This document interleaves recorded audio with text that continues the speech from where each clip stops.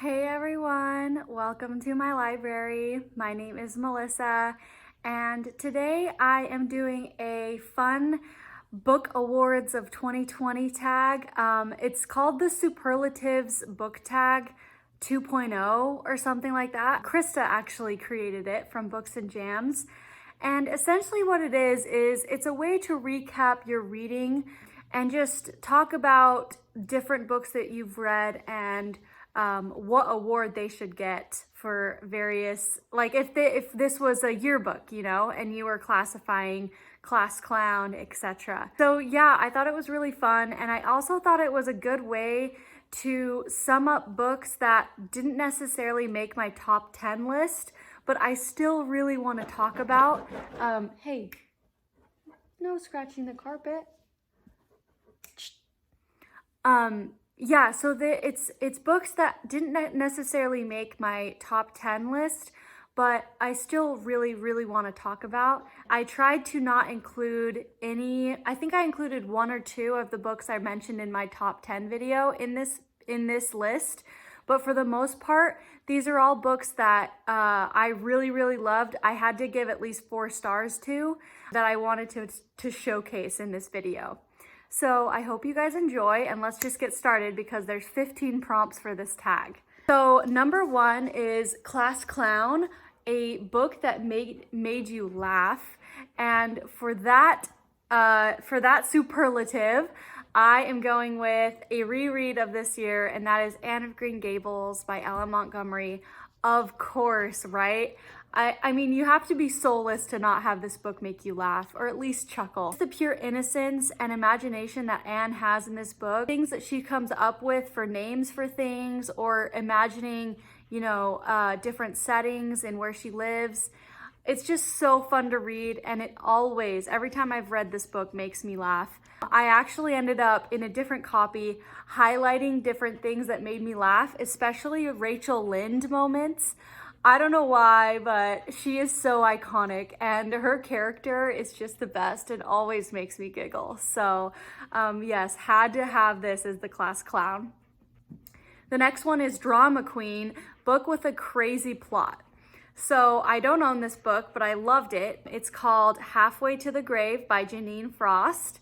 And this book was wild and fun and everything I needed for a paranormal romance in October. So yeah, it basically follows a girl, and her name is Kat. She is half vampire, and she ends up teaming with a vampire named Bones to basically hunt evil vampires. There's much more of a plot than that, but basically it's just their love, their romance, and also a plot that will be building over multiple books. Every single book in this series has a different kind of mystery element to it. And anyways, it was just so fun, such a ride, and I enjoyed so much reading that book and then reading the second book as well after that. Yeah, they were just so fun. Number 3, Life of the Party, a hyped book. For that, I am going with Beach Read by Emily Henry. I read this because of the hype. Very hyped book right now. And I actually really enjoyed this book. I ended up giving it a 4-star. I really liked the romance in this book. It is a very misleading title and cover. This doesn't necessarily correlate with some of the subject matter discussed in this book, so just know that going into it. There are some very dark elements of this book, but I really liked the dynamic between the two main characters, Gus and what's her name? January. I just thought that it was kind of like an enemies to lovers situation where they knew each other in college, and then they challenged each other to write in the opposite genre. And so, yeah, they're both writers, and it was just a really cute story that I actually really enjoyed. I read it over the summertime too because of the title. I gave this 4 stars. The next question, or the next prompt, is Best Dressed, the Prettiest Cover. I interpreted this as the prettiest cover that you acquired in 2020, not necessarily the prettiest cover of a book that came out in 2020. Mostly just because I wanted to show off this beauty that I know I still show off on my shelves sometimes, so I'm sure you guys have seen it, but I'm so excited that I found this at a Half Price Books. Like this cover of Gone with the Wind is just amazing. It's so hot. I just love it so much. It's the movie tie-in cover, if you guys didn't know. And like the red sprayed edges, just everything about this book is just a piece of art. I also love the inside of this book. I reread this book this year and really enjoyed my time. I really want to reread it again at some point. I mean, it's a huge book, so probably not for a couple years. The next one, Most Unique, a book out of your comfort zone. So for this, I went with Saga. This is a graphic novel series. This is a compendium of all of the volumes that have been printed so far. I've read volumes 1 through 4. I still need to read volume 5, but yeah, that's where I am in it all. My husband's read the whole thing though. So yeah, I loved this. I love this series. It's so good, especially the character of Alana right here, this girl right here. She is such a bad A. I just love her to death. She takes no crap from anybody, and anyways, she is just awesome. I also love Hazel, the narrator of this book, that is also the little girl in this book. This little baby Banushka right here, so cute. This is a fantasy sci-fi graphic novel.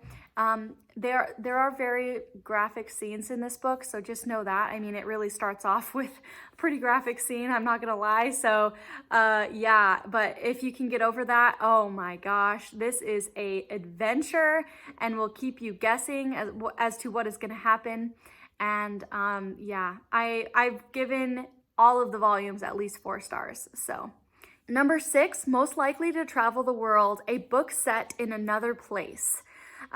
So one of the most vivid settings that I read in 2020 was actually the setting for The Giver of Stars by Jojo Moyes.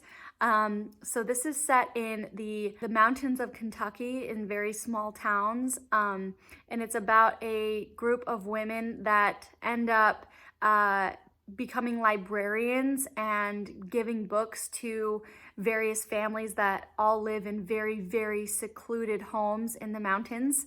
And so yeah, it's just their tale. It revolves around 2 women specifically and their story, and it's based on what really happened back then.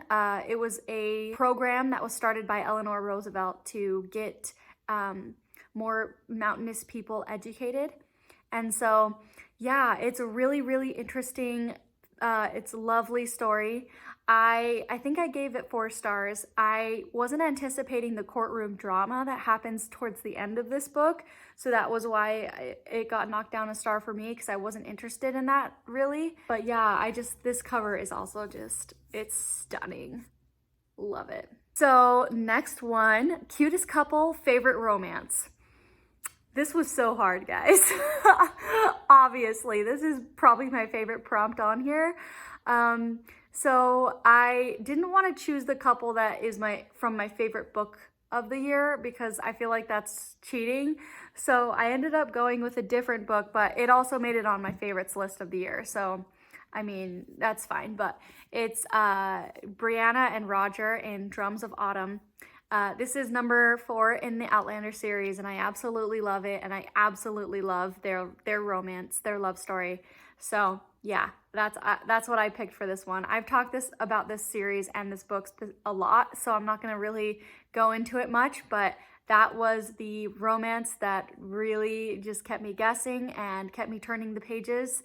And I just love this book. Number 8, Most Likely to Surprise You, a hidden gem read of the year. So this one ended up being a romantic suspense novel. I don't hardly ever read those, but I picked one up for the reading rush this year, and that was The Obsession by Nora Roberts. So I read this because of Mara from Books Like Woe's recommendation, She said this is her favorite Nora Roberts novel, and she reads a lot of them. I actually really enjoyed this story. It's about a girl who witnesses something terrible as a child, and it has to do with her dad, and her dad ends up going to prison for it. Her dad is a serial killer, and so anyways, she's kind of haunted by her past. And then it's about her trying to just cope as a normal human being, a human adult. And then she ends up buying a house. I can't remember if it's in the same town, or I can't really remember the specifics, but she ends up buying this house, and then a man who ends up helping her remodel, like he's a construction guy, they end up falling in love, and then it's someone comes back for her, kind of like another person who's obsessed with her comes back. So it's very suspenseful and had me guessing, and I really liked the love story in this as well. So I really love Nora Roberts' writing. I just think she's a queen for a reason, and I really want to pick more. I really want to pick up more of her books. Number 9, most likely to succeed, a potential to stand the test of time. So for this one, I chose It's in His Kiss by Julia Quinn. I just recently read this. This is number 7 in the Bridgertons, and obviously the Bridgertons have proven that they can stand the test of time. They're an older historical romance series, and they've just gotten their Netflix show. Can't wait to watch it. I am so excited, and I believe it's the best one of this series. I just loved it. It was everything I love in a historical romance. The romance was so cute. The banter was adorable. The family element to this book, where his grandma is best friends with the heroine, is adorable. It was just a really great historical romance, and one that I think can stand the test of time. So, and already has but yes. I mean, you know, we all know that the first Bridgerton doesn't necessarily hold up these days. I mean, it does, but everyone is very put off by one of the scenes in there. So, but I really liked this one. So yeah, the next one, most likely to be late for class, a book that you couldn't put down. So for that one, I read this book in, I think, 4 days. The Rules of Magic by Alice Hoffman. I read this in October. The perfect October read, guys. It's a very like hocus pocus type of feel, where it's about a family that are witches and wizards. It's 2 witches and 1 wizard sibling group. Each of the siblings ends up falling in love, and so it's their stories, and then kind of how they figure out the curse, I guess.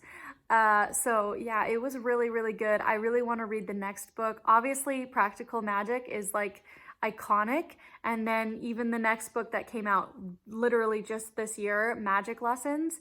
Yeah, it's just definitely gonna be the book I pick up for next October, or you know, during the fall season next year, if I want to really just get in that magical October witchy mood. It's perfect. Most likely to brighten up your day, a book that made you smile. So I chose Wicked and the Wallflower by Sarah McLean for this. I read this recently as well. It was my first Sarah McLean, and this is the first book in the Bare Knuckle Bastards series, and I loved it. I enjoyed it so much. It is a book about a girl who is a wallflower, and she ends up deciding that she's gonna team up with Wicked, the main hero of the story, in order to seduce a duke. He has his own reasons why he's incentivized to help her, and they're not necessarily the best reasons. I really enjoyed this book because the romance was crazy slow burn, and also super hot. It was just so good. I loved the ending as well. And I really like the business aspect of it. The Bare Knuckle Bastards is a group of brothers, well, 2 brothers specifically, that are in business together in the slums of London. And so, yeah, that part was really interesting to me. So I can't wait to pick up the next one, Brazen and the Beast. That is definitely going to be read in 2021. I just loved this series so far. So yeah, that one definitely made me smile. Let's see, we're on to number 12, Best Shoulder to Cry On, a book that made you cry. For that prompt, I couldn't go with anything other than The Return of the King, the Lord of the Rings series by J.R.R. Tolkien. I loved this book so much. I read all of it in 2021, and I'm still just so proud of myself for doing that. And yes, I bawled my eyes out reading the last few chapters of this book. It was so good. This had to be the one I picked for that because I don't think I've ever cried harder reading a book, honestly. Most Opinionated, a book that broadened your perspective. So for that prompt, I actually am going with From Lukov with Love by Mariana Zapata. I listened to this on audio, and the reason I chose this for a book that broadened my perspective was it talks a lot about the figure skating industry. It talks a lot about what you deal with when you're famous or when you're loved for your body or, you know, your physical fitness, if that makes any sense. So that really broadened my perspective. Say what you want about, like, I guess about the figure skating industry, but those girls and those men, those athletes should be considered athletes. Like, they work their butt off. Yeah, I just loved that. I love that part of that book. I also loved the love story in that book. So good. The slowest slow burn ever. I mean, you know, Mariana Zapata is known for that. But I certainly can agree with that. Okay, we're down to our last two. So the last one is number 14, Most Unforgettable, a book you can't stop thinking about. I am going with News of the World by Paulette Giles for this prompt because I literally can't stop thinking about it since I finished it. I read it recently, so there's that. But the writing in this book is incredible. The story as well, even though it's such a compact book, it's just so sleek, so well done. And the characters I'll never forget, especially Captain Kidd. He's gonna be one of those characters I will always treasure and just love that I got the pleasure to know. And yeah, I just love this story. It's a Western, but it's really more like a literary fiction Western, like I've been saying. And I can't wait to watch the movie on Christmas Day as well. So many good things happening on Christmas Day. I just love it, especially with Tom Hanks playing Captain Kidd. So good. But yeah, so this is the book I said for Most Unforgettable. Then the last prompt is Best All Around, favorite book of the year. And I know I'm posting this after my favorite books, so it's gonna come as no surprise to anyone probably that it is What the Wind Knows by Amy Harmon. Love, love, love this book so much. This is a historical fiction book set in, well, it's a time travel love story, but it's set in Ireland of 1921. And it's a love story between a girl named Anne and a doctor named Dr. Thomas Smith. And it's also kind of like a political immersion type of story, talking about, you know, all the political upheaval that's happening in Ireland at that time. And I just thought it was fascinating and just charming and kept me turning the page and just wanting to know more, and beautifully, beautifully written. I'm so excited to read more of Amy Harmon. This was just a delight to read, a masterpiece. So I had to go with that one. That is all of my 15 bookish superlatives book awards of 2020.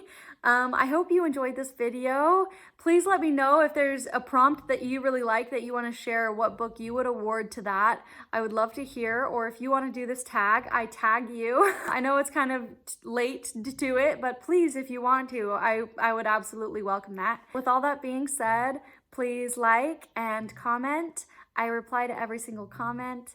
And please subscribe if you want to see more from me. And I hope you guys have a happy new year, and I will see you in another video. Bye!